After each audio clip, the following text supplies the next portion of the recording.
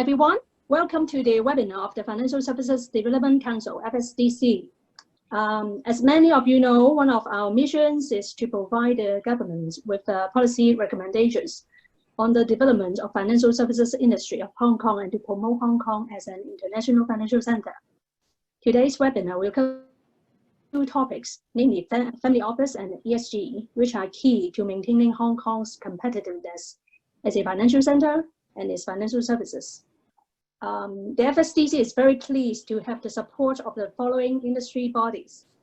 First is Chinese Asset Management Association of Hong Kong, Chinese Banking Association of Hong Kong, Chinese Financial Association of Hong Kong, Hong Kong General Chamber of Commerce, Hong Kong Green Finance Association, Hong Kong Trade Development Council, the Chamber of Hong Kong Listed Companies, the Association for Private Capital in Asia, the Hong Kong Association of Banks, as well as the Hong Kong Federation of Insurers. I'm opening the webinars with a welcome remark by Mr. Joseph Chan, Undersecretary for Financial Services and the Treasury. His remarks will be followed by the panel discussion on Hong Kong's value proposition as a family office hub in Asia. Another panel will look at why companies should take ESG seriously. Each panel will last for about half an hour. Without further ado, let's welcome Joseph to share with us the government's views on family office and ESG developments in Hong Kong. Joseph, please. Thank you. Distinguished speakers, ladies and gentlemen, good afternoon. It is my great pleasure joining you at today's webinar, When Family Office Meets ESG, organized by FSDC. First of all, I have to congratulate and thank FSDC for publishing its reports on ESG and family office earlier this month. These reports have been well received by the industry, and the government will seriously study and consider them. In fact, both ESG and family office are among the policy priorities of the current administration. In the face of global challenges from climate change, we see that social responsibility, corporate governance, and environmental sustainability are increasingly finding their rightful place in the world of investment. In fact, global green bond and green loan issuance reached an adjusted $257.7 billion in 2019, marking a new global record. The total is up by 51% on the final 2018 figure of $170.6 billion. The Asia-Pacific market accounts for 25% of the 2019 global issuance volume, ahead of that of the North American markets. Indeed, the Asian-Pacific market recorded a 29% year-on-year growth. Among the Asia-Pacific countries, China is leading the way with a total of $55.8 billion labeled green bonds issued in both domestic and overseas markets. Since the first offshore green bond brought to Hong Kong exchange by Goldwind in 2015, the volume of Chinese green bonds issued overseas has grown rapidly over the past 5 years. In light of the accelerating global demand for green financial products, Hong Kong, as an international financial center and the global renminbi business hub, is well equipped to serve as a premier financing platform for international and mainland green enterprises projects in raising funds through issuing bonds, initial public offerings, and other channels such as fund distribution. The Outlet Development Plan for the Guangdong, Hong Kong, Macau Greater Bay Area, as promulgated last year, further supports Hong Kong development into a green finance hub in the region. We will seek to capitalize on the green finance opportunities in the Greater Bay Area and the Belt and Road Initiative as well. Our inaugural government green bond issuance under the government green bond program in May last year was well received by investors worldwide and sets an important new benchmark for potential issuers in Hong Kong and the region.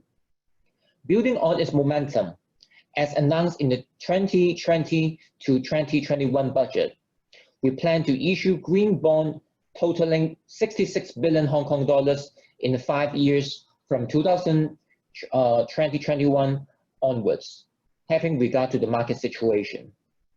This will further consolidate and develop Hong Kong's position as a premier green finance hub in the region. Indeed, we have seen green bonds gaining popularity and market traction in Hong Kong. The cumulative green bonds arranged and issued in Hong Kong amounted to $26 billion by the end of 2019, and the volume in 2019 is 2.5 times of that of a couple of years ago. We have seen green bonds issued in Hong Kong by local, mainland, and overseas issuers. Multilateral agencies such as World Bank, the European Investment Bank, and the Asian Development Bank have also made use of our platform to issue green bonds. In terms of other notable deals done in 2019, last March, the first green convertible bond by the global real estate sector was issued here in Hong Kong. Last September, a Chinese bank issued the world's first Greater Bay Area themed green bond in Hong Kong, which was also the largest green offshore transaction by a Chinese issuer. And last December, a bank issued Asia's first green retail certificate of deposits in Hong Kong as well. Of course, the development of ESG is more than green bonds and green loans, and the government and our regulators are working on multiple fronts. Last month, the Hong Kong Stock Exchange HKEX announced plans to launch the HKEX Sustainable and Green Exchange stage. The pioneer new information platform is the first of its kind in Asia and will act as a central hub for data and information on sustainable and green finance investment in the region. The online repository of sustainability, green and social bonds, and ESG-related exchange-traded products will be launched in the initial phase later this year. Then last year, Hong Kong Monetary Authority HKMA announced 3 sets of measures to support and promote green finance and sustainable banking in Hong Kong, and to collaborate with the industry and other stakeholders to combat climate change risks and develop green finance. These measures are namely, number 1, green and sustainable banking, number 2, responsible investment, and number 3, capacity building through establishing the Center for Green Finance. Another regulator, the Securities and Futures Commission, SFC, in 2018 announced its strategic framework with a 5-fold action agenda to contribute to the development of Hong Kong as a leading center for green finance and to connect green finance flows between the mainland and the rest of the world. In addition, HKEX and SFC have been working closely to enhance listed companies' environmental disclosure and risk management governance, with an emphasis on climate-related risks and opportunities. A new set of changes to the ESG rules for listed companies, including a new disclosure requirement for significant climate-related issues, as well as mandatory disclosure of ESG governance structures, has just come into effect for financial years commencing on or after 1st of July this year. In fact, echoing with the closing statement of the FSDC ESG report, the government is committed to strengthening the foundation of Hong Kong as a preferred ESG investment hub and enhancing Hong Kong's imminent role in the continuous journey of the ESG integration. And we will continue to work closely with you, industry practitioners and stakeholders to achieve that. Like ESG, Hong Kong is also well positioned to develop the family office with our business-friendly environment and wealth management ecosystem. Hong Kong ranked number 1 in ease of paying tax by a report published by World Bank Group and PwC last year. Hong Kong is leading the region's asset and wealth management business with a combined AUM amounted to some $3.1 trillion. In fact, in terms of the number of ultra-high net worth individuals, Asia is forecasted to have a 44% growth in the 5-year period starting from 2019, presenting a huge opportunity to Hong Kong as the region's leading asset and wealth management center. The government, with our regulators, will continue to work tirelessly to forge a conducive environment for the wealth management and the family office business. To diversify our fund structure, we put in place a new legal regime 2 years ago, allowing funds to be set up in Hong Kong in the form of companies. These open-ended fund companies, whether publicly or privately offered, can enjoy profit tax exemption. Last year, our Legislative Council also passed a bill allowing onshore funds to enjoy profit tax exemptions as offshore funds already do. So in a nutshell, for fund structures, onshore or offshore, public or private, they now all enjoy tax exemptions. Earlier this month, the Legislative Council passed the new ordinance of establishing a limited partnership fund regime, which enables funds to be registered in the form of limited partnerships in Hong Kong. This new regime shall attract investment funds, particularly the private equity and venture capital, to set up and operate here in Hong Kong. We are also considering to introduce a tax arrangement to attract private equity funds to be set up and operate here as well.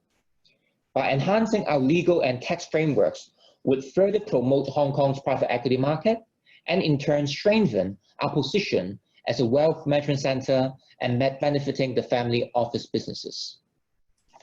Apart from enhancing our legal and tax framework, it is also important to offer clarity on our existing regulations for the industry.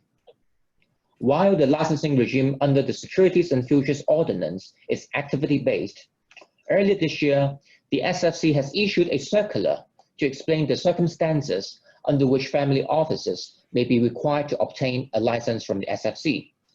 This would help provide more guidance on Hong Kong's licensing regime to prospective family offices intending set up and operate in Hong Kong. Family office business is a people's business at the end of the day. Hence, talents are very important.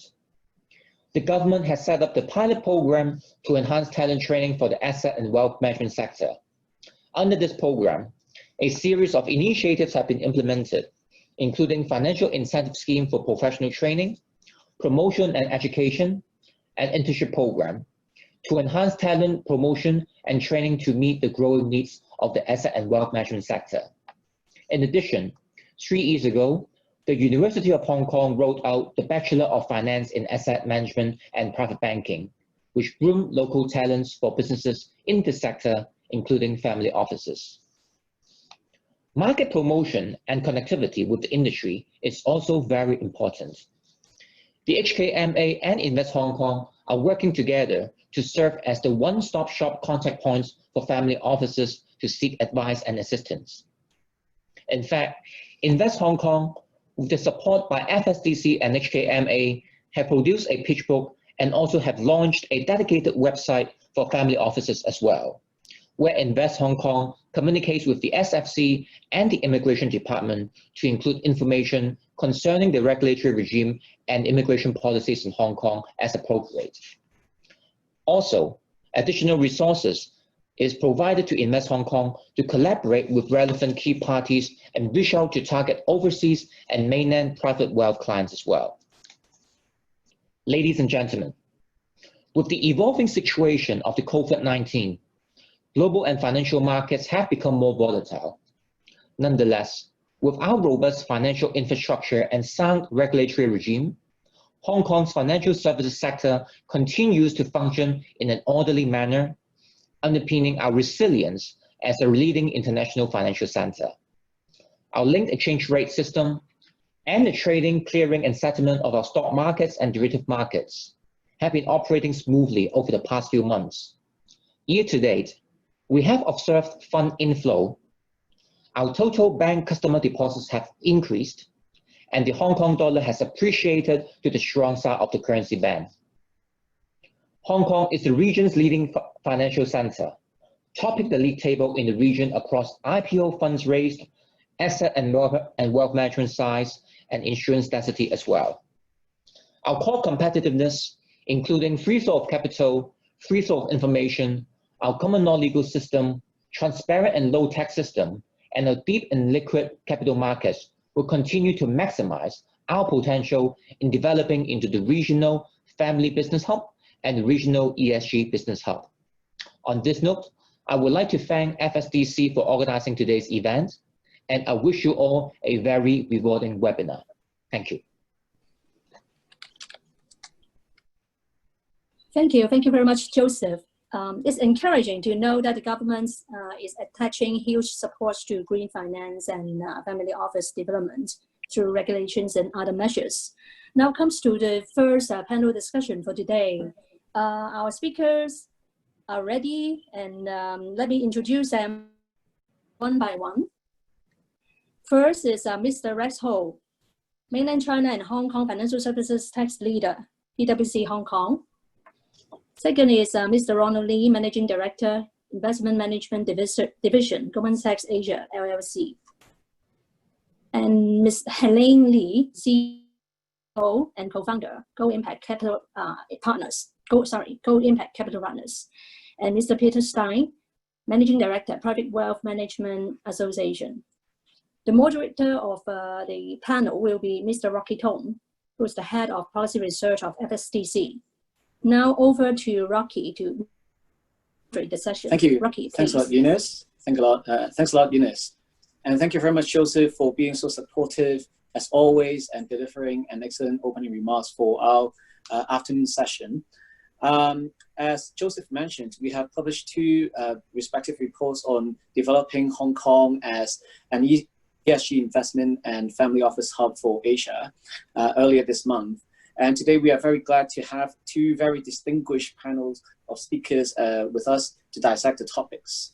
I'm not going to go through their bios by myself, but instead I'm going to turn to the gentleman and Ms. Han Lee later on, and so they are going to make a short introduction. First, I would like to go to Mr. Rex Ho, who on a pro bono basis is a member of the FSDC New Business Committee. Rex, please. Okay, hi everyone. Very happy to have the chance to actually share with you guys about our family office. My name is Ronald Lee. I'm a tax partner of PwC. I also lead the financial services tax practice of PwC in China and Hong Kong. Doing tax is my day job. As Rocky mentioned, I have another role. I'm also a committee member of the New Business Committee of FSDC. And I'm also very honored to have the chance to actually lead the family office paper just issued by FSDC a month ago. Thank you. Thanks a lot, Rex. Now, let's turn to Mr. Ronald Lee, who is also a member of the working group. Hi, thank you very much, Rocky. My name is Ron Lee. I'm a partner at Goldman Sachs. I've been at the firm for 22 years. I'm responsible for the private wealth management business, and I've been doing that in the current capacity for the last 9 years. For the prior 13 years, I was on the sales and trading side of the business and the investment bank of Goldman Sachs. Wonderful. Thanks a lot, Ron. Let's now turn to Ms. Han Lee. Hello, everyone. Good afternoon. Very nice to be here, and thank you for inviting me, Rocky. My name is Helene Lee. I'm a banker, management consultant turned entrepreneur in the green finance space, finding the platform of Go Impact just after I left a fairly long career in the finance industry. So very pleased to be here. It's a topic dear to our hearts, and we help a lot of stakeholders across the board on. So very delighted to exchange with everyone. Thanks a lot, Helene. And now, last but not least, we would like to have Mr. Peter Stein to share a little bit of background of himself. He's also a member of our FSDC Family Office paper. Thanks, Rocky. I am the Managing Director of the Private Wealth Management Association. So we work very closely with private wealth management providers in Hong Kong, including the biggest firms in that industry in the world. Before that, I was with UBS for a number of years. And before that, I was a journalist for many years with the Wall Street Journal. Wonderful. Very interesting careers that our panelists have. And now let's turn straight to the topic of family office and how Hong Kong can develop itself as the family office hub for Asia's family and also global families. Rex, I would like to first turn to you since you lead, you actually have led our working group for the past 9 months. So perhaps you can highlight some of the key findings and recommendations that we had laid out in our paper, and how and why we also want to develop Hong Kong as a family office hub. Okay. Thanks, Rocky. Probably actually before we actually talk about the recommendation, probably actually we put everyone into context first. Why we actually think we want to actually build Hong Kong as a family office hub. I think the answer is very simple. I think as alluded to by Joseph, we see a lot of growth potential in this space. And day to day, we have received a lot of inquiry from some of the ultra high net worth individual wanting to set up family office in Hong Kong. Now, if you have to look at some of the statistics, which also say include in our report, as of July 2019, in fact, based on the Campo research, the Camden research, there are about 7,300 single family office around the world. And then if you actually look back 18 months ago, if you compare with the number of single family office at the beginning of 2018, only over 18 months, there was an increase of 38% of the number of family office around the world. So you can actually tell there's it's a good potential. A lot of the ultra high net worth individual actually trying to set up their family office to manage their investment affairs and then their family affairs as well. And also, if you have to look at the number of ultra high net worth individual in Asia, probably in terms of the percentage, around 28% of the ultra high net worth individual around the world, in fact, are based in Asia. Okay, but if you look at the number of family office, only 18% of the family office are now based in Asia. So therefore, you can see there's a gap. A lot of the ultra high net worth individual in Asia, in fact, they have not set up the family office. Okay? So therefore, we see there's a lot of potential in this area. Also, if you're closer to home, if you actually look at China, right? So everyone actually knows China right now has a large population of the first generation ultra high net worth individuals. In fact, recently we talked a lot about GBA. 23% of the ultra high net worth family of China, in fact, are based in GBA. So given the proximity of Hong Kong to GBA, we see a lot of the growth potential for this group of the ultra high net worth family to come to Hong Kong, set up their family office. Of course, I think bringing up, setting up family office in Hong Kong, I think definitely will benefit the investment management industry, but I think probably it's more than that. We also can actually bring a lot of the value, I think, to the professional service provider, including bank, custodian, lawyer, tax advisor, accountant. So basically the impact which can be brought by the family office to Hong Kong economy, I think is huge, the potential. Also actually some of the statistics. Over the last 3 years, some statistics show, in fact, every year, there are around 200 family offices set up in Asia. Okay, for the last 3 years, every year 200 family offices.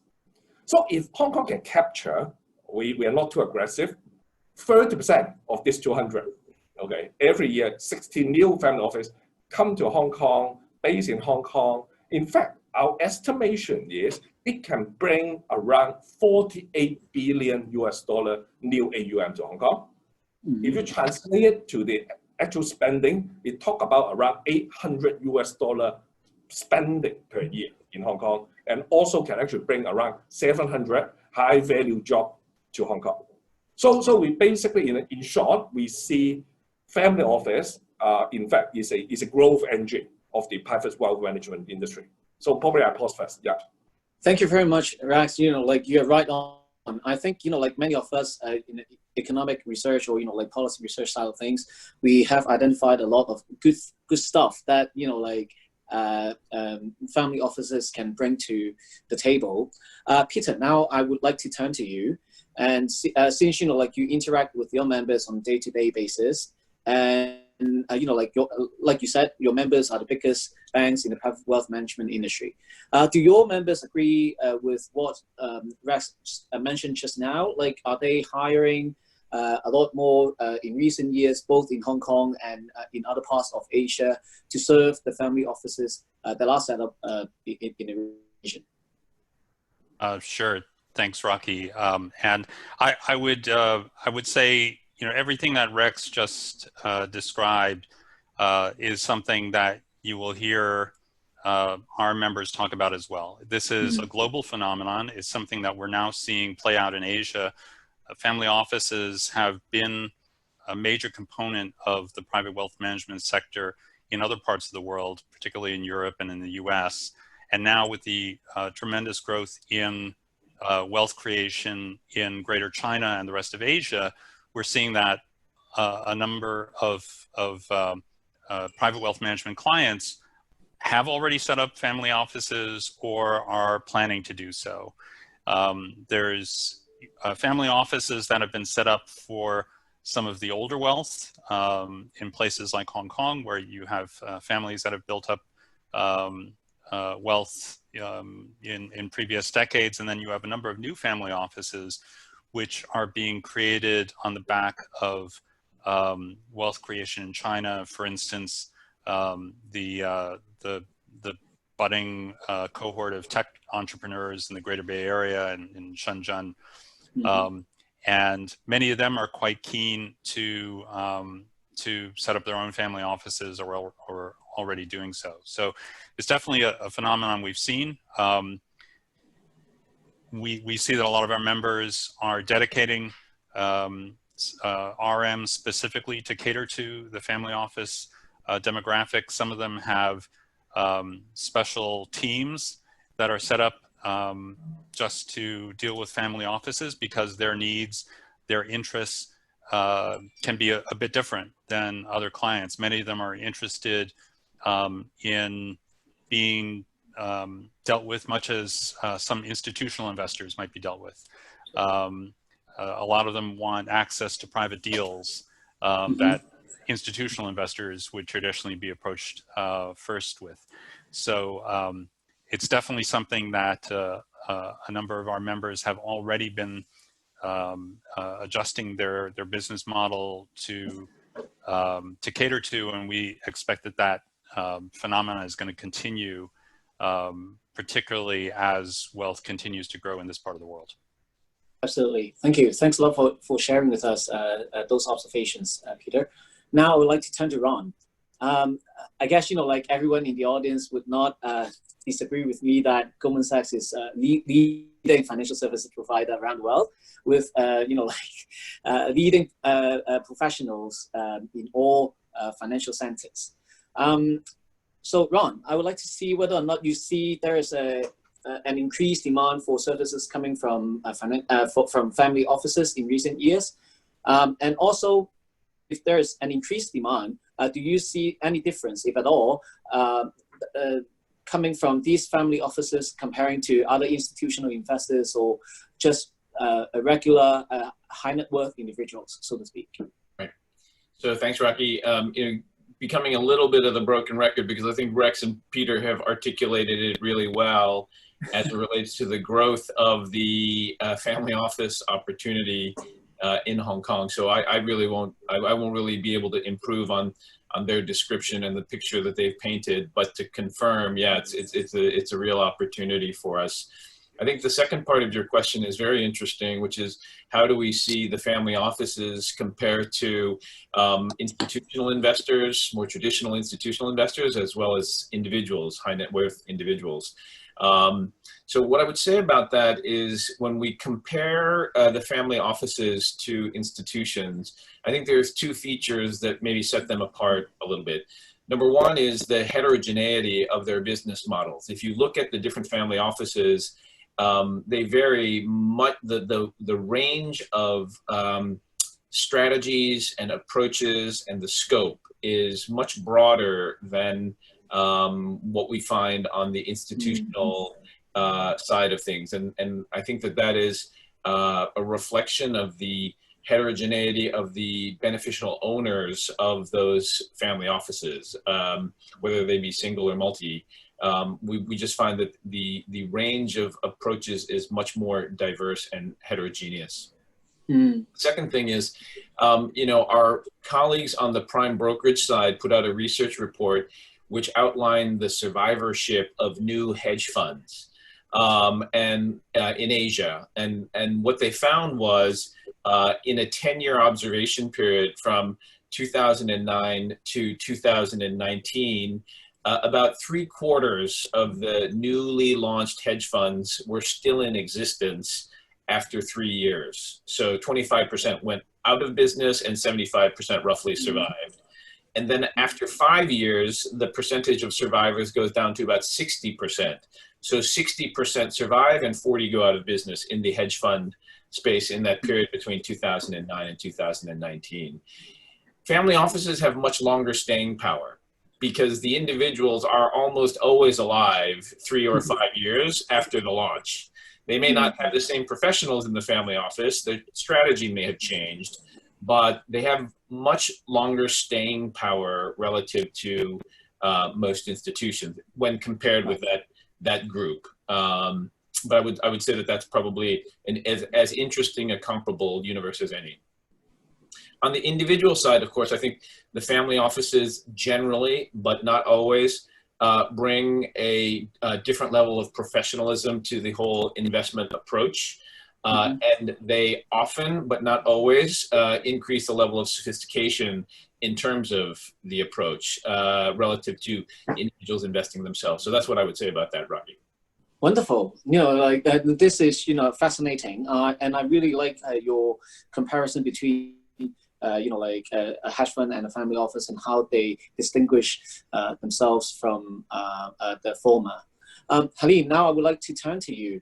Like you mentioned, you know, before becoming, you know, the founder and CEO of Go Impact, and I'm also aware that you are the general manager of FinTech Association of Hong Kong. You had a very distinguished career in financial services. So, and I'm sure that you had you had quite some contacts with family offices, both at home and abroad.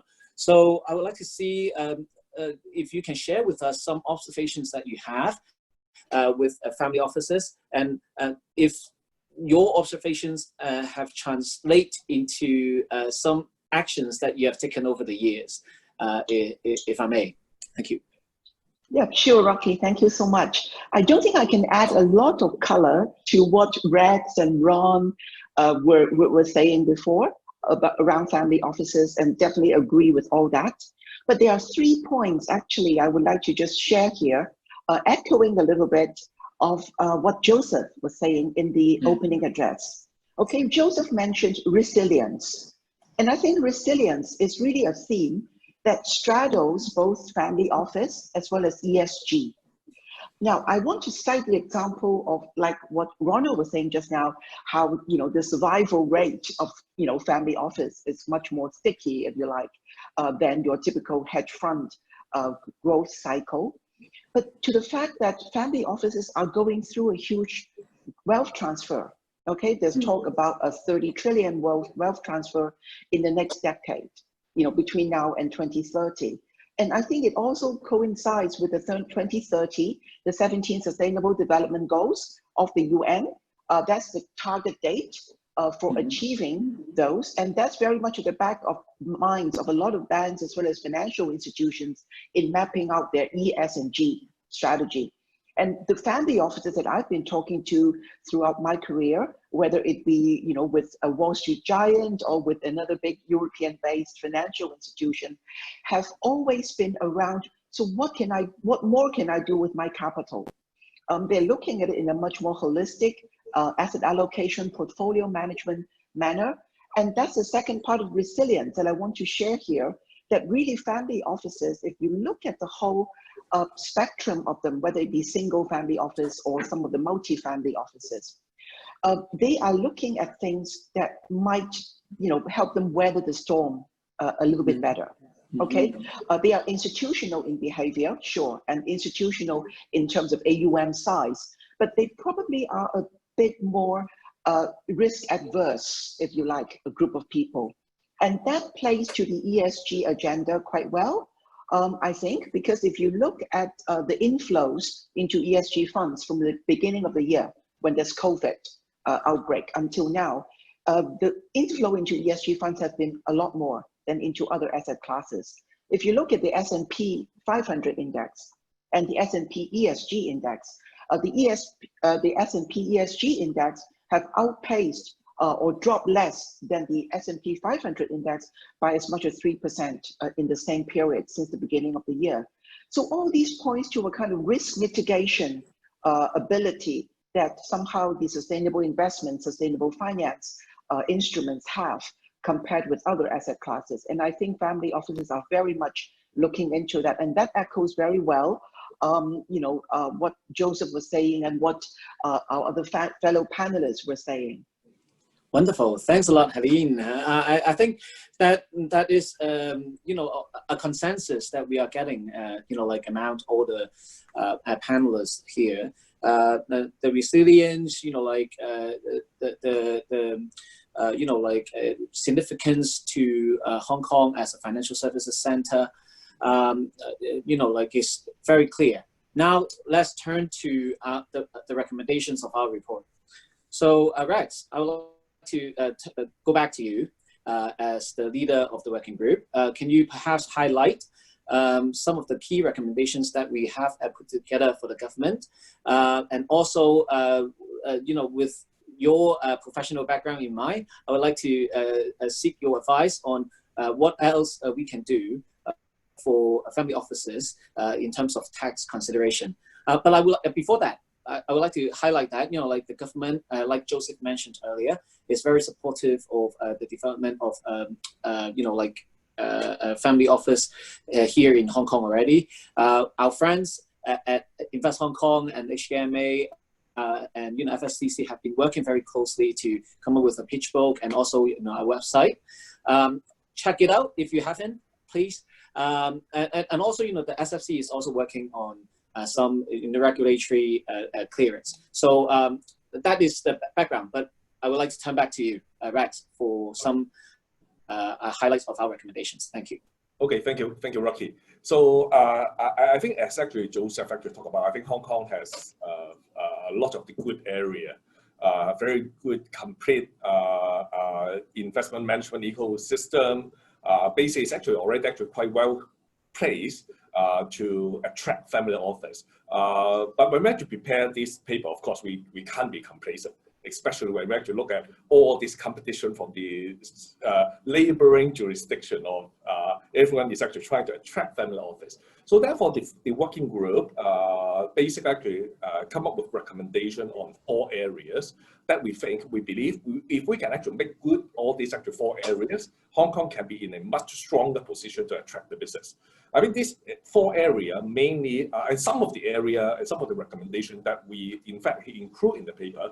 In fact, as actually Rocky mentioned about, the government is actually very supportive. They already take on board some of these actual recommendations and already take action. Okay, but in a nutshell, these 4 areas, including regulatory, tax, talent management, and also forming a one-stop shop to facilitate the setup of the family office.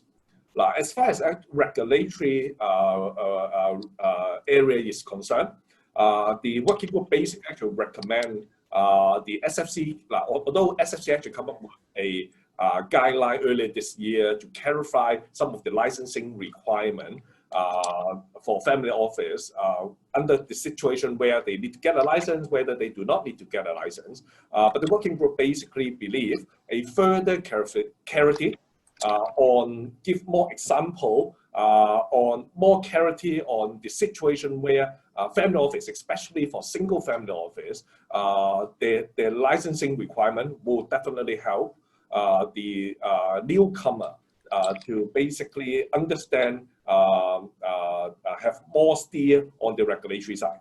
Okay, and then on the tax front, Joseph also had to mention about in recent year, Hong Kong has introduced quite a lot of the new tax incentive, the fund incentive regime. So one of the key recommendations that we include in the paper is to include family office in this exemption regime. Okay, our exemption regime currently mainly for funds, but if we can include also this exemption regime, enable family office to enjoy it, then we can be very competitive. Especially Rocky mentioned about, okay, our key recommendation. A lot of people, especially family office, they may actually compare Hong Kong with Singapore. And then Singapore, a lot of the people basically also understand Singapore has a quite user-friendly exemption regime.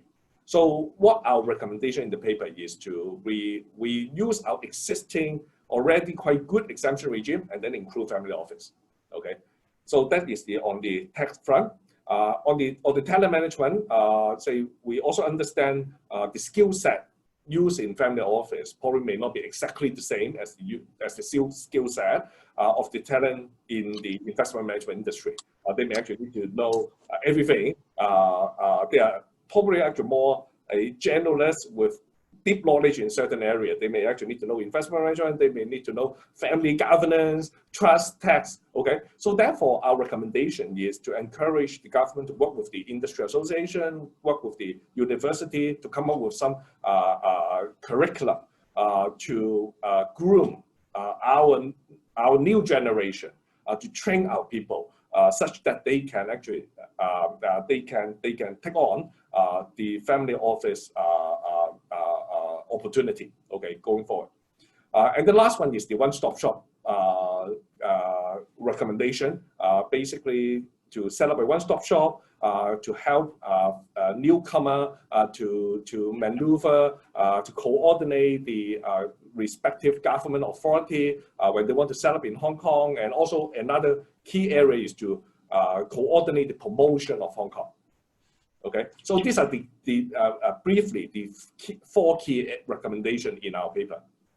Thank you. Thanks a lot, Rex. I would like to now turn to Ron. Ron, as a practitioner that leads Goldman's wealth management practice here in Asia, I would like to see whether or not our recommendation resonate with you and all your clients. Particularly, I would like to check whether or not the regulatory clearance is something that is of interest to your clients, and also on the talent side of things, is it something that we should work on?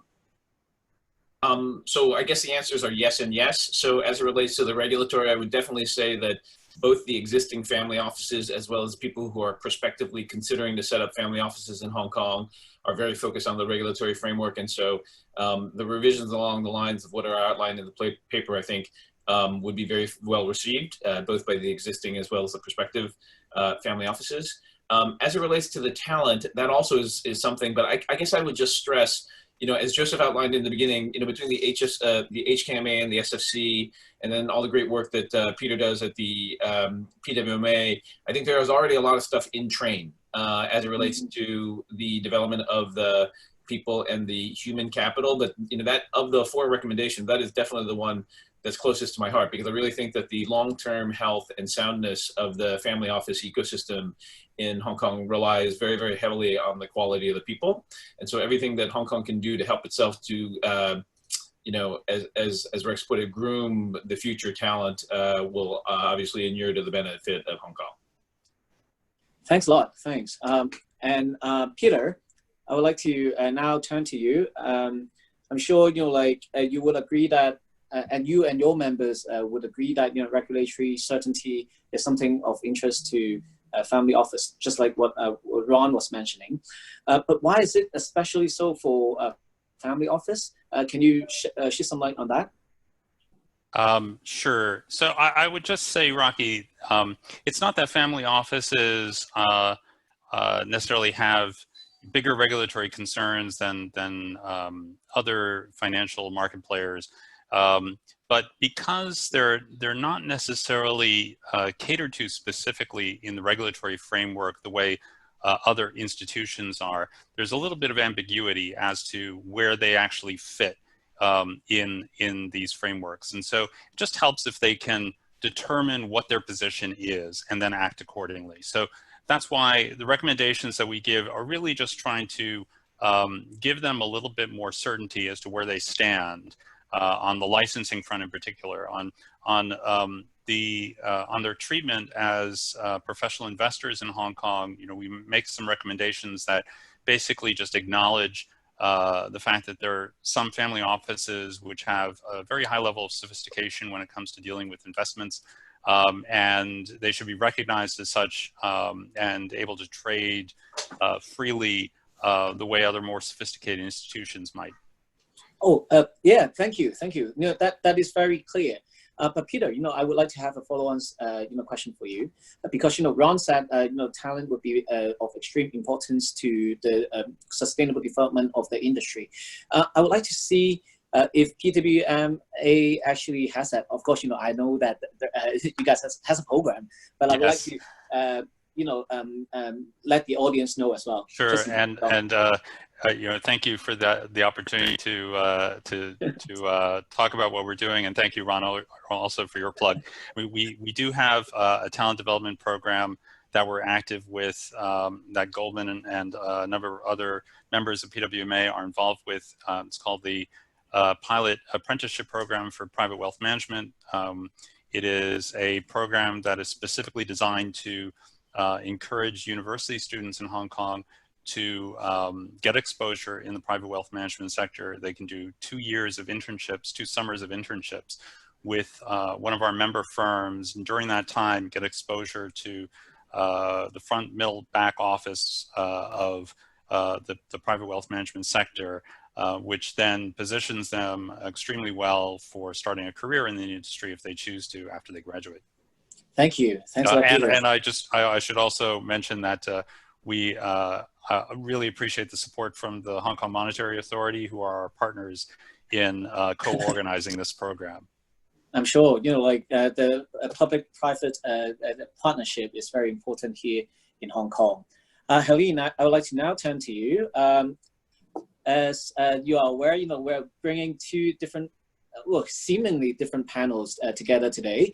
But I think, these topics are of relevance. And for that, I would like to turn to you and see how and whether or not the myth of family offices paying a lot more attention to green finance and ESG is real first, and also, and if so, if it is real, whether or not Hong Kong has adequate training for professionals and also, students who are aspire to join the workforce in that area. Sure, thank you, Rocky. That's a great question. The short answer is a yes and a not exactly for the second one. The yes is yes, they have a lot more appetite, I think, for green investments overall. However, in terms of the education and the talent pipeline, I fully agree with what Ron and Peter were saying before. There is a need to try to have a more structured way to enable them to know the narrative, know what is out there in the investable universe and all that. And unfortunately, that's all still a little bit fragmented at this present stage. So there are bits and pieces you can find, but in terms of how do I go about it, from a 101 structure to the 201, I don't think that currently exists in a very case-based, practical, pragmatic manner. And I think the training is going beyond just the practitioners in the finance industry. It also goes for the gatekeepers in the family office. I was running actually the family office programs in my banking days, and also the next generation program in my banking days. And all of the topics that constantly keep coming up is what kind of learning programs can we have that are practical, that maybe our gatekeepers or our teams can turn to. So I think there's a chunk there that probably, with all the brains around the table or virtual table here today, there's a lot more work we can, do in that front. Yeah. Thank you. Loud and clear. I think, that statement is going to be brought to the Green and Sustainable Finance Cross-Agency Steering Group, which was established back in May 2020 this year. So time is running, we are running short of time, so I would like to have the final words to the panelists. Let's start with Rags, and then Peter, Rags, Ron, Helene, and Peter. And I would like to see if you can summarize Hong Kong's value proposition as a family office hub in one sentence. Okay. One sentence is difficult. Say, okay, I keep it short. I keep it short. So I believe, I'm very encouraging. Like Joseph talked about, building Hong Kong as a family office hub is a policy priority of Hong Kong. So if you have to look at the history, we have actually done a lot in the asset and wealth management policy, introducing new policy in the past 10 years. Subsequently, it can actually help to grow the wealth management industry a lot over the last 10, 15 years. So I hope the government can actually continue to give support in this area, such that we can replicate this achievement on the family office side. Thank you. Thanks, Rex. Now it's Ron. Yeah, so I think the sentence that would apply for the attractiveness of Hong Kong for family office applies for the rest of the financial services ecosystem. And I think the sentence goes something like, you know, Hong Kong is a well-regulated, low-tax, free market on the doorstep of mainland China. Thanks. That's loud and clear and very, and you kept it to one sentence. Now here's Helene. Okay, let me take a stab at this. I think Hong Kong is very well poised geographically, economically, and in terms of talent to do the best-in-class service offering for family offices, whether you are a newcomer or you are looking to re-domicile to Hong Kong.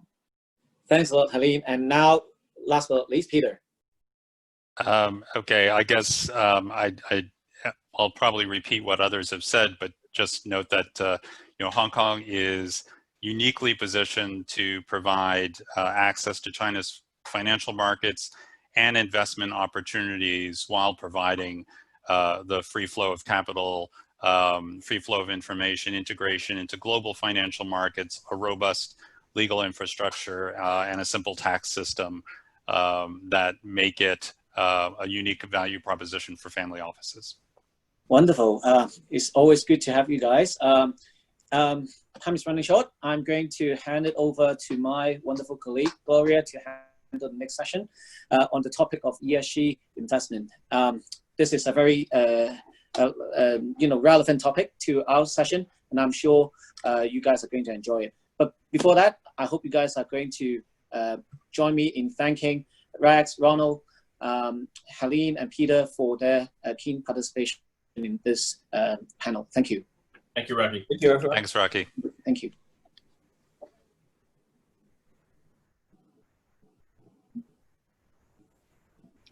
Thank you, all the speakers.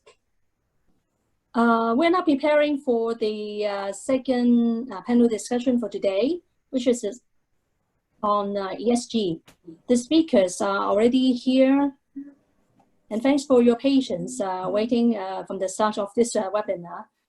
Let me introduce them one by one. For the second panel, we have Ms. Chuanny Huang, Vice President and Secretary General, Hong Kong Green Finance Association. Mr. Bruno Lee, Regional Head of Retail Wealth Distribution, Wealth and Asset Management Asia, Manulife Investment Management Hong Kong Limited. Mr. James Robertson, Head of Asia, ex-China and Japan, Secretary Relations, Principles for Responsible Investment. Mr. Gabriel Wilson Otto, Head of Stewardship, Asia Pacific, BNP Paribas Asset Management. And Mr. Patney Wu, Partner, KPMG. Moderating this panel will be our colleague, Ms. Gloria Chan, Senior Manager, Policy Research, FSDC. Thank you very much, Eunice. Thank you. Good afternoon, ladies and gentlemen. This is Gloria from the FSDC. Thank you for staying with us today for the second part of the webinar, which is on environmental, social, and governance, ESG. As you may have heard from the previous panel, family office and private wealth management experts have pointed out the increasing interest in ESG investment in their field. And in this session, we're very honored to have an impressive lineup of panelists to share with us their views around how ESG investment is a matter that we should all keep our eyes on. The panelists, I'm going to, before I start up with my list of questions I want to ask, perhaps I would just go through the list of panelists and ask them to give us a very brief introduction. First of all, we have Chuanny Huang, Ms. Chuanny Huang from Hong Kong Green Finance Association. Chuanny, please. Thank you very much, Gloria, and many thanks to inviting me for the webinar. So I'm Chuanny Huang. I'm responsible for a few things at Hong Kong Green Finance Association with the support of the Secretariat and a very hands-on executive committee. So for Hong Kong Green Finance Association, we founded about 2 years ago with over 140 members now, mostly from the finance sector, banks, asset management, insurance company, as well as corporates. So we interact very actively with our members on a number of issues on sustainable finance. Thank you, Tony. Next, we have two gentlemen from the asset management side. They are Mr. Ronald Lee from Manulife Investment Management, and also Mr. Gabriel Wilson, also from BNP. Bruno, please. Thank you, Gloria. Hi, everyone. Thank you very much for inviting me for this panel. I think my job, as Gloria has mentioned, is responsible for Manulife Investment Management's regional distribution. On top of that, this year, I'm also chairing the Hong Kong Investment Fund Association, and ESG or sustainable investment has been identified as one of the key development for our Vision 2025 report by our fellow fund managers. So I'll be more than happy to share with you in this panel about the trends and what are the challenges and opportunity. Thanks, Bruno. And Gabriel, please. Hi, thanks, Gloria. My name is Gabriel Wilson and I head up the stewardship activities for BNP Paribas Asset Management in Asia Pacific. So that basically means spending a lot of time talking to companies we invest in, working with our investment teams, and working with regulators and policymakers to help shape constructive policy for our investments within the region. Thanks, Gabriel. Further, we have the voice from the International Organization Principles for Responsible Investment, Mr. James Robertson. James, can you give us a brief introduction of yourself? Hi there, good afternoon. Thank you for inviting me to speak on this panel session.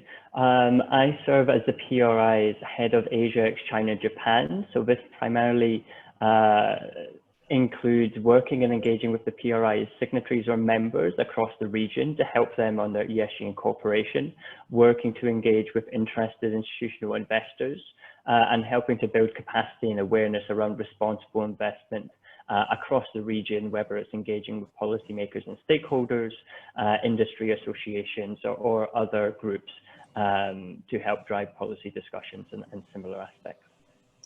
Thanks a lot, James. Last but not least, we have Mr. Penny Wu from KPMG. He also is the leader of the working group on ESG of the FSDC. Pat, please. Hi, thank you, Gloria. As Gloria mentioned, I'm a partner at KPMG, and I head up sustainable finance here in Hong Kong. I've been in sustainability for the past 13 plus years. Really, for the majority of that, nobody really wanted to talk too much about it, but now everybody wants to talk about it. So happy to share more. Thanks, Pat. Thanks, everyone. I'm sure many of you will be as interested as I am in asking panelists questions. So before I start with my list of questions, let me remind you that you can indeed type your questions through the Q&A function here. And I'll read out some of the selected questions from the poll towards the end of this panel discussion. So without further ado, to first set the scene as to where we are, where Hong Kong is, starting in terms of ESG investment, let me start by asking Pat the first question. Pat, as the leader of the FSDC working group on ESG, could you share with us how Hong Kong fares as an ESG investment hub in Asia? What have we achieved so far through different public policies, and what more do you think we can do? Yeah, thank you. I think Hong Kong is faring well to become the investment hub of Asia. It is already the international financial center, and as Joseph has mentioned about, #1 in IPO fundraising, and we're now getting a lot of dual listings here in Hong Kong. I think that IFC status here is not going away anytime soon. And with that in view, the government and policymakers and regulators in the past year or so have been making a flurry of announcements stating their intention of making Hong Kong a green and sustainable finance hub. Just want to highlight a few of those. One of them is the development and the launch of that cross-agency steering group that Rocky mentioned that was announced in May. Where 7 different bodies, 7 different regulators and government bodies are coming together to build the market together. So rather than MA and SFC and Hong Kong Stock Exchange doing things separately, they're now doing it in a coordinated manner.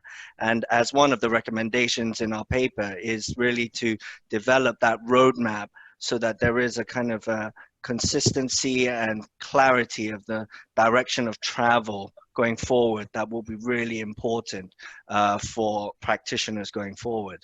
The other one I would like to highlight is what the Hong Kong Stock Exchange has also announced in the Sustainable and Green Exchange stage that was announced, I think, last month. This exchange just launched will also be another platform where there will be a lot more activity in this space. The final one I want to mention also is the Hong Kong Monetary Authority and the common reporting framework on green and sustainable banking that they have asked 50 licensed banks to fill out right now, and really kind of like putting it in that space of lending and how banks are making lending decisions and all of that. So with that in view, I think Hong Kong is really, saying loud and clear, we're moving in this direction. I think that is very clear in the market that this is here to stay, and sustainable finance is one of the key policy initiatives of this market. Now, in terms of what we can do a bit more here in Hong Kong, and I think that predominantly is, if I had to say one thing, is really capacity building. I just feel that it is in the past year or two that this whole ESG space has very much moved into the financial realm. So the asset managers, the bankers, the insurers, previously not really involved too much in this space, is now getting a lot more involved. And that the traditional finance professional may not have this part of their skill set. The ESG professional previously were more scientists and engineering-based type people. And now we need that intersection of finance and ESG coming together. So that interlinkage of those skill sets will need to be developed in Hong Kong for us to be able to scale this into what we anticipate it to be. Thanks, Pat. Just now you mentioned 2 very great points which I totally agree, which is on the capacity building for Hong Kong, and also that different parts in the public sector are moving towards building Hong Kong as an ESG hub, and coordinated policies around the public sector is definitely needed. So let me now turn to Tony.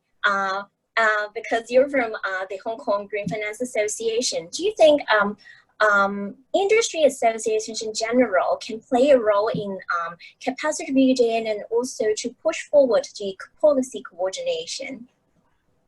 Absolutely. I think it's actually very important to have, industry association or the industry itself participating in the whole thing. Because if you think about, the great policies that, Pat highlight, the purpose is really to facilitate market development and is to accelerate, the behavior change when it comes to ESG integration among all kind of corporates and institutions across the board. So for associations like Hong Kong Green Finance Association, we are perfectly positioned to act as a bridge between the policymakers and the industry. So not only important for us to inform our members, across the finance sector, as well as some of the corporates, about the importance of all these policy developments. But very importantly is the participation and implementation. Pat mentioned about capacity building. So for industry association, I think our strength is that we can gather resources, from the public sector as well as from the private sector and talents to really leverage our efforts together. So for example, right now through the Greater Bay Green Finance Alliance, which was, initiated or jointly initiated by Hong Kong GFA as well as, our Greater Bay partners, we are now, really brainstorming cross-border carbon trading scheme and green building, efforts, right? So this and we have been working with Hong Kong MA, we have been working with Hong Kong TDC to really provide market access, in terms of sustainable investing opportunities, sustainable financing opportunities. So there are many things that we are doing, and we can actually do more because policymakers themselves cannot do it alone, the industry cannot do it alone, and we need all the key stakeholders work collaboratively, effectively to make the change as fast as possible. We don't have that many years, for if we need to meet the Paris Agreement, for example. That's right. Thank you, Chani. What you and Pat has just shared with us is the very much on the public policy perspective. And next, I'd like to learn more about the investor perspective. We have Bruno and Gabriel here from the asset manager side. Gentlemen, different reports and studies are telling us that the global demand for ESG investment is growing exponentially. So based on your first-hand experience in the asset management sector, to what extent is this an accurate observation in Asia, and particularly in Hong Kong? How keen are your firms and your clients in doing ESG investment? Maybe I will start over to Bruno first. Okay, thank you, Gloria. I think in terms of the industry and also as asset managers, we are seeing the ESG agenda to be more and more important. To quote one example, the recent Hong Kong Investment Fund Association survey in conjunction with KPMG to survey our member, we find out that 89% of our asset management firm member indicated that it's become more and more important to come up with the ESG agenda and to come with the product, and the demand is growing. Initially, we see that the demand are mainly coming from the institutional side in Asia.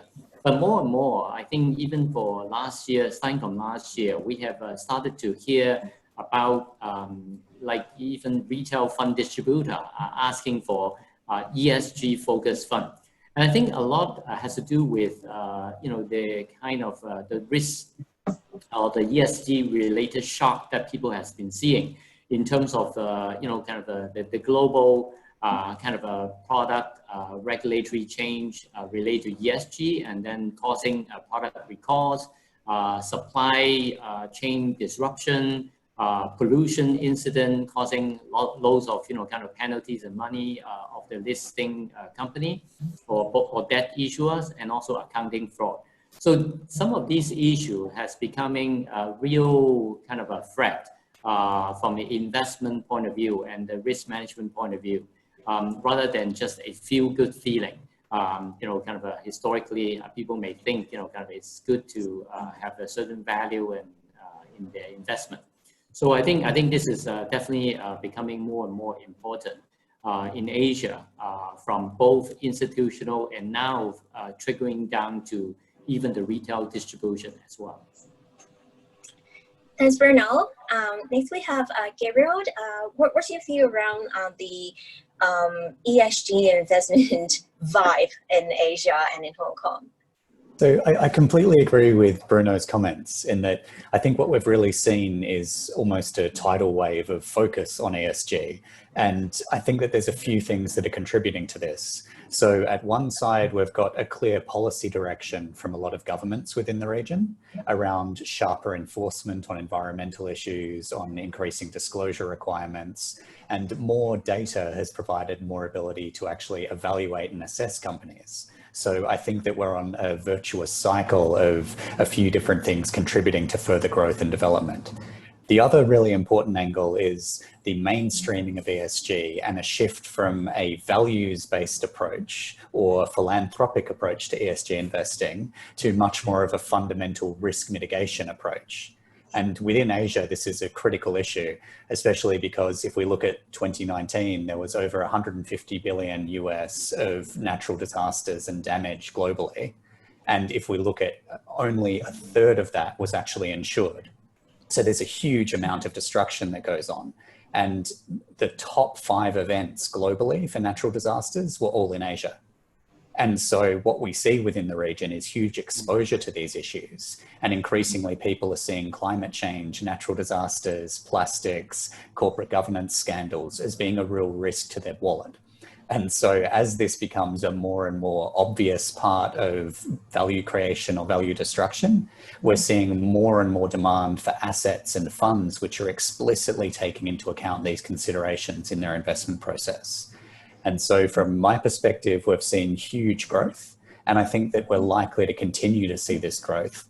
And another reason why I think it's likely to continue is that as we see increasingly the next generation taking control of family offices or having a larger influence on family offices, we're seeing more and more capital being deployed towards these types of investments from younger investors. So it looks like even though it's seen rapid growth, we're only at the start of probably a multi-year or multi-decade trend of increasing focus on ESG.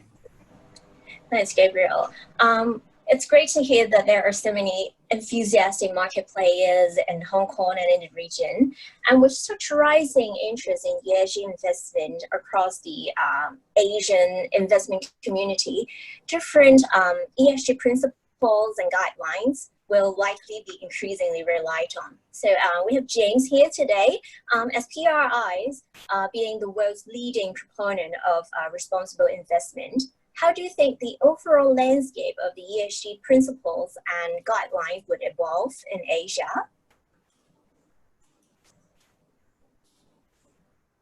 Thank you so much. And first, let me say, I think the PRI really welcomes the FSDC report and the recommendations made there, and particularly the recommendation around the development of an ESG policy roadmap for Hong Kong. So we really appreciate and welcome that. Maybe to take a step back first, because when we talk about responsible investment, we always are kind of more mindful not to try and approach it from a compliance-based mindset. The benefits, and obviously at the same time potentially a drawback of responsible investment, is that there is no one way. And so the really responsible investment is kind of this umbrella for a number of different strategies that investors can look to take. And so there is quite a lot of flexibility within that, I think, for investors across different regions and markets to look at responsible investment strategies, practices as they've been applied across different markets by other investors, and implement them in a way which is best suited for their own circumstances, strategies and responsible investment approach, whether they be in Hong Kong, Philippines, Thailand, etc. So really we would say that we don't see responsible investment as being a very rigid structure or clearly defining what is and isn't responsible investment. And so that can have some benefits here. Certainly what we're seeing from regulators is they're not looking to be overly prescriptive when they are regulating in terms of saying exactly how investors, for example, should do responsible investment. With that said, I mean, echoing what Gabe has mentioned, we've seen the landscape very quickly evolving. We're seeing similar developments across a number of markets. So influential local asset owners embracing responsible investment, incorporating these requirements into manager selection, appointment and monitoring. So HKMA, EPF in Malaysia, MPF in Korea, GPF Thailand are just some examples, and they're really helping to drive this at a local level. Regulators increasingly active, and stock exchanges, as Gabe also mentioned, looking to review and strengthen ESG disclosure requirements, which is giving access to better data. So all of these drivers are helping us move towards that mainstreaming of responsible investment. The implication being here that all asset managers in the future will be expected to have a developed and structured approach to ESG incorporation. For example, at minimum, having a responsible investment policy in place. And so I think that's, again, with Asia and Asian investors, where we'll be moving towards as well. We're seeing this move beyond listed equities, so an expectation that your RI approach is able and covers across asset classes. So really we're starting to see strong interest in fixed income in the region here for ESG incorporation, but also huge opportunities in real estate, infrastructure and private equity aligned to sustainability or ESG investing as well. So these are just some of kind of where we're moving towards. There's another 2 or 3 areas I think that are going to be of particular relevance for the region. As has been mentioned, climate change, we're really seeing regulators start to pay attention here. And so we may in the future for asset managers, they may be required to integrate climate factors into their investment and risk management processes and to disclose that. MAS have issued a consultation on environmental risk management for asset managers, insurance and the banking sector, and SSC is formulating its regulatory response to managing climate risk, so may also look to include this. So with this, there's going to be a much greater requirement on investors in the region to have a structured approach to climate change, climate risk management. And I think from this, TCFD will gain further prominence and adoption as a key part of this approach. Another area is on stewardship. This is an area we see is particularly underdeveloped or underutilized in Asia, yet at the same time, we've seen a proliferation of stewardship codes. Many of these having been revised in the last year or two in line with the UK code, which expressly references ESG and sustainability. So this includes Japan and Taiwan. India this month launched a mandatory stewardship code for investors in Indian listed equities. So alongside the climate change requirements which may come in, which may also reference engagement expectations, we're also going to see strengthening of stewardship codes. And so stewardship and active ownership will become a much bigger part of a responsible investment discussion in Asia as well. There's a lot of other trends we're seeing at a global level that are really going to have an impact in Asia. So discussions around taxonomies is something that's likely going to be unavoidable in Hong Kong and other markets. We're already seeing discussions between EU and China on alignment. And we're also going to see much greater needs and for clarification around product labeling and the disclosure requirements that are expected around that as well. So there's a lot happening and it's very, very exciting. As the others have mentioned, we expect this momentum to grow, but it's hard to give a lot of specifics as to where we'll be because there's so many interchanging dynamics in play here. Thanks, James. I can see the excitement totally, and it's good to hear that the ESG investment is becoming mainstream in Asia. We hear that the demand for ESG investment is already here, not only in Hong Kong but also across the region. And we also see a lot of latest developments around the principles and guidelines to facilitate ESG incorporation. So the other side of the equation is naturally the supply of the ESG investment. Like, do we have enough investment products ready? Are investee companies well equipped to remain appealing investment targets? With this, I'd like to first focus on the ESG investment products first. I understand that our Hong Kong Green Finance Association interacts with all sort of financial institutions, including intermediaries, investment products owners, etc., very regularly. So, Charney, do you see an increased interest from these institutions in placing more ESG products onto their shelves, like green bonds, ESG funds, etc.? And why do these institutions choose to do so in Hong Kong? Mm-hmm. Great. It is very encouraging what we are seeing in the market on both the demand side and the supply side, of the equation. Very often people would hear I say, for sustainable bonds, for example, which is a classic or more of the well-known ESG product, right now. It is a demand-driven, environment where investors, in particular ESG investors, are chasing the few sustainable bonds being, launched, in the marketplace. So if we look at the 2020 year-to-date supply, it's about over 197 billion US dollar equivalent in sustainable bonds, and that's 36% higher than the same time last year. So in terms of total outstanding, we are really close to $1 trillion mark, which is something that we should celebrate, looking at the success of the green bond market or sustainable bond market. But I honestly think we are only scratching the surface. Certainly there is, good momentum when it comes to green loans and sustainability-linked loans, but there's just so much more, when it comes to sustainability integration across the full suite of offerings. If you think about, the banks or the sort of instruments available, for example, credit guarantee, hedging solutions, structured solutions to equity capital markets, to M&A advisory. I don't think these areas have really tapped the opportunities when it comes to sustainability. So that means, there's a lot of room for us to grow while we are celebrating, the success of the whole, the bond space. So I think there's so much more that we can do. Certainly there's a lot of, tangible benefits for companies to do these sort of instruments. Cost of capital is one of the area that many of them do pay attention to.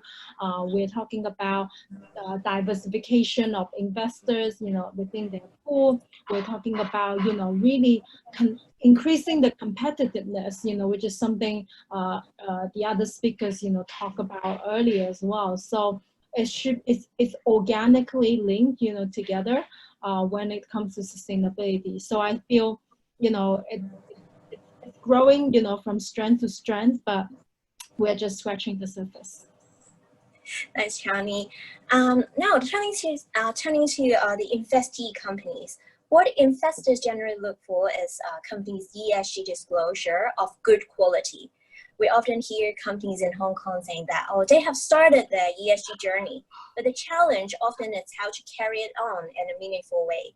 So especially now that with the economic outlook becoming less certain, it may get more difficult for them to convince their boards to provide resources on addressing the ESG matters.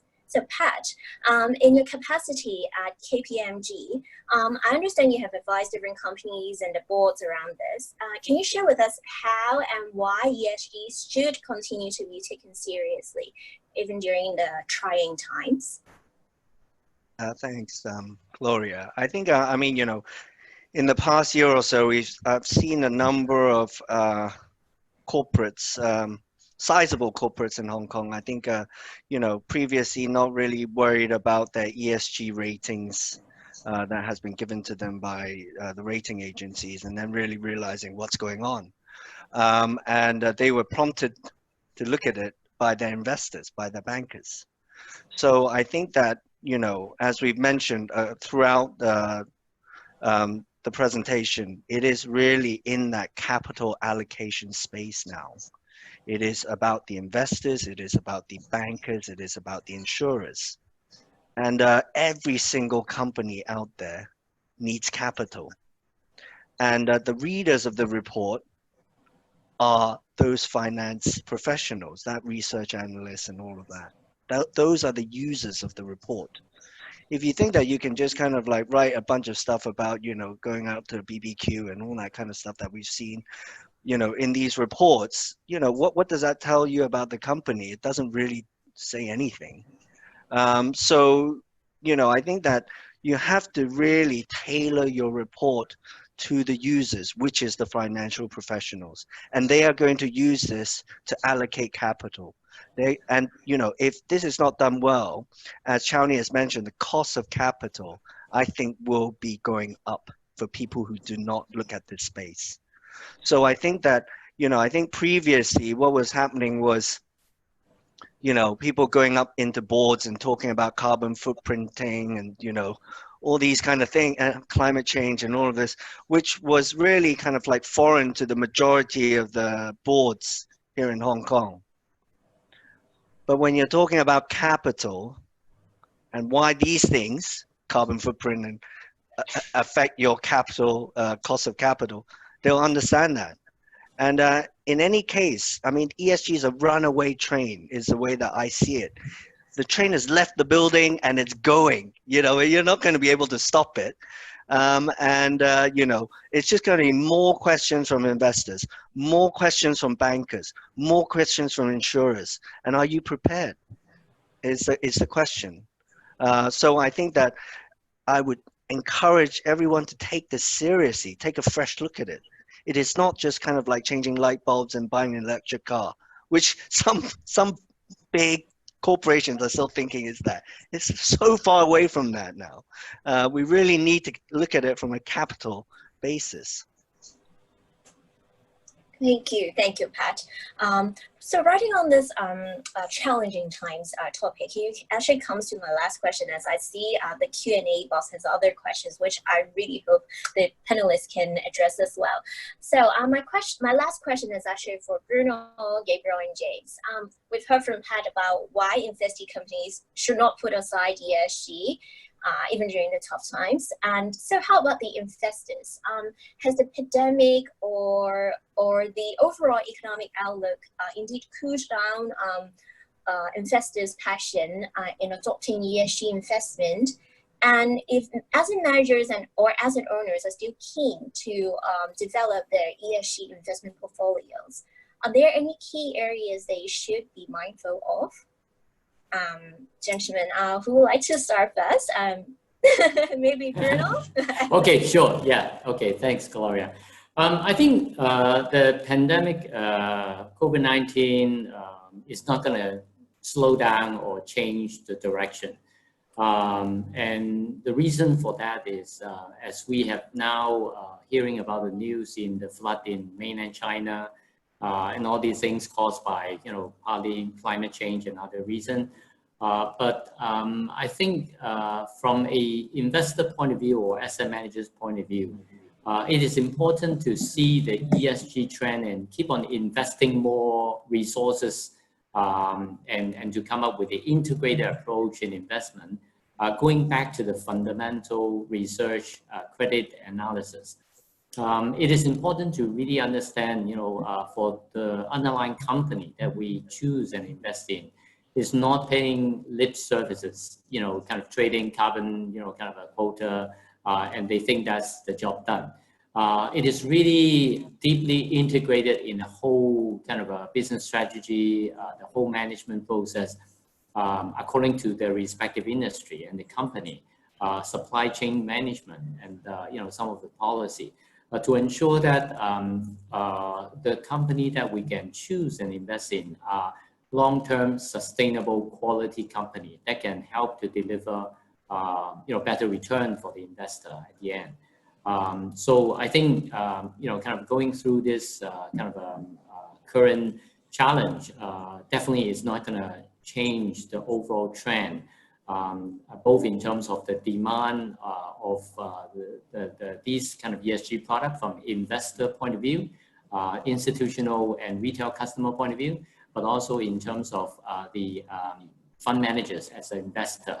And clearly, the help from regulator to harmonize, I don't think we can ever standardize, the global kind of requirements for ESG, but I think some sort of harmonization, I think, will be very helpful. The data quality, I think there are still room for improvement, so that we're working on a common standard and understanding. And I think one other thing which is very important is the education of the end investor, whether institutional or intermediaries or retail investor, for them to really understand the benefit of using ESG as a integral part of the asset management process, and to select the product. Obviously, we don't want ESG to be like a cliche, like .com thing, kind of back in year 2000.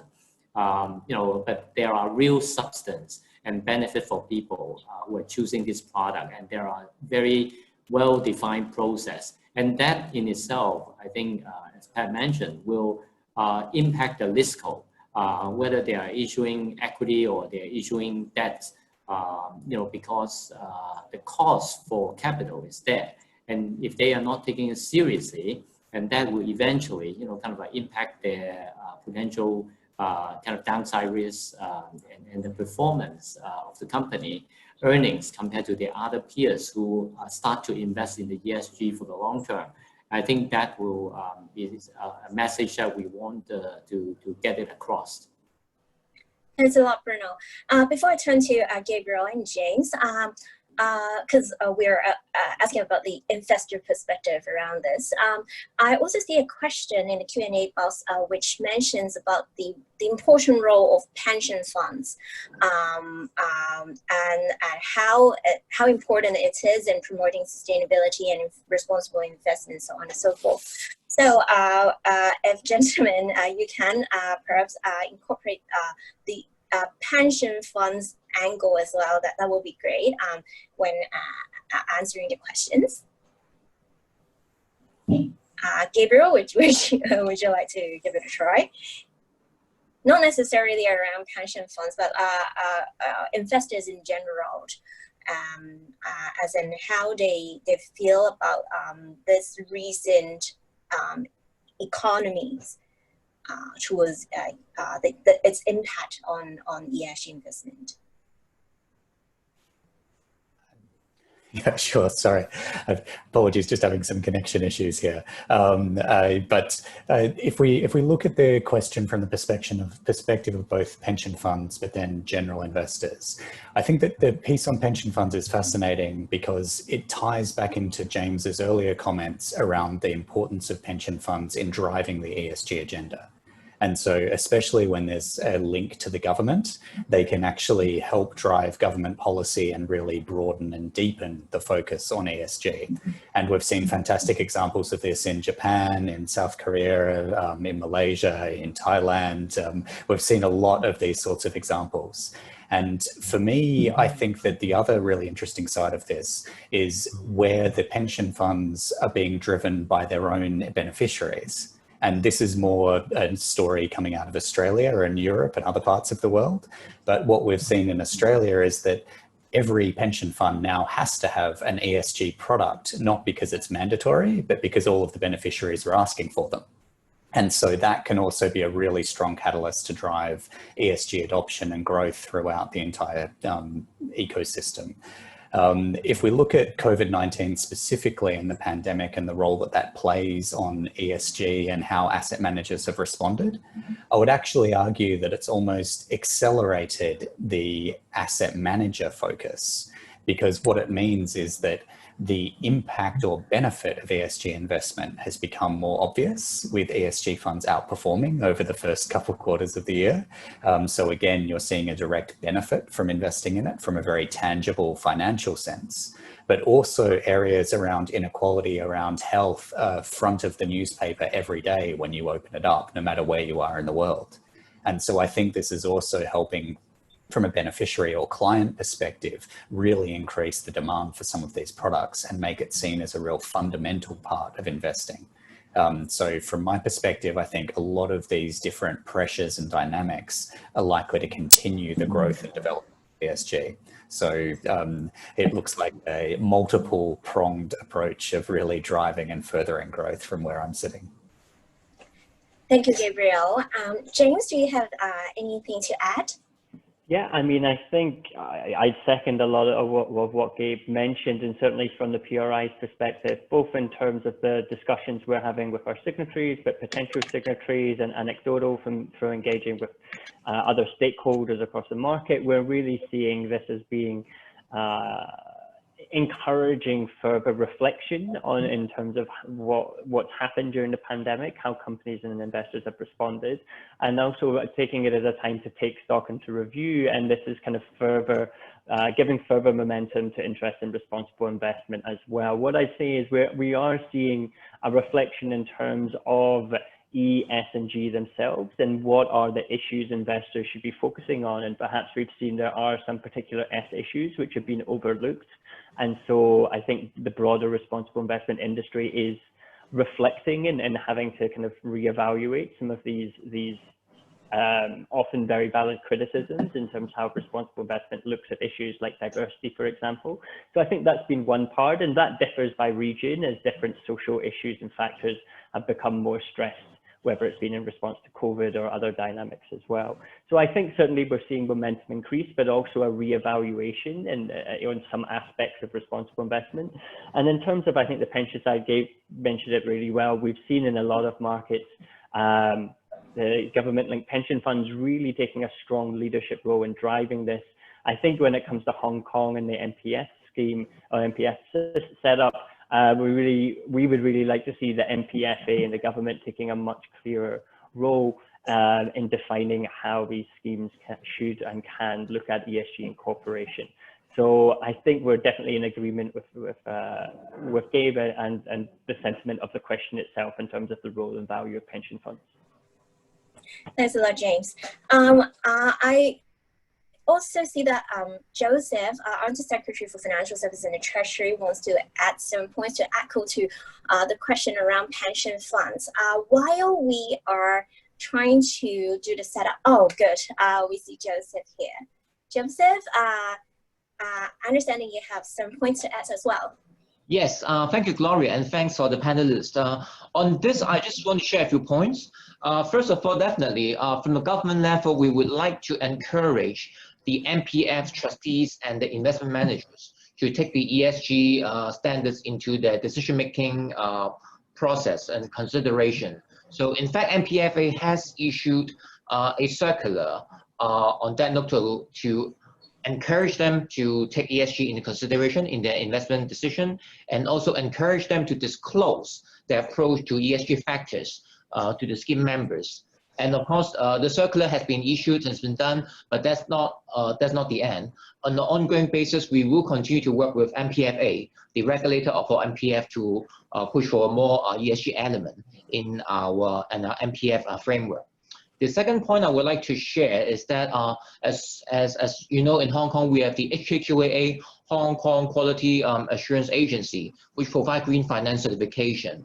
As early this year, they have officially launched the green finance certification for funds as well. So we hope this will also help push the green fund development in Hong Kong. The last point I would like to share is that I think is that in general in the industry, we see that investors look into ESG funds not only because they like ESG, but also they believe that a company successfully push for ESG is also a good demonstration of good corporate governance. And they kind of relate the performance of the investment, they kind of relate the performance of the management of a company to how successfully they can implement ESG as well. So I see that it's very encouraging, and I think in general, we see a converging trend that green ESG investment performances have all been considered collectively by the investor arena as well. And of course, from the government level, on the regulatory level, we will continue to do make effort in multiple fronts to push that forward. Thank you. Thanks a lot, Joseph, and thank you so much for all the panelists we have. Thank you, Bruno, Tony, Pat, Gabriel, and also James. We actually see many other interesting questions in the Q&A box, but we cannot address them all due to the time constraint. Once again, thank you for joining with today's webinar. Thanks for staying with us. I hope you enjoyed this online event. And in the coming months, the FSDC will organize similar webinars on other equally important topics. So please stay tuned, and in the meantime, keep safe. Goodbye and have a very good evening. Thank you everyone.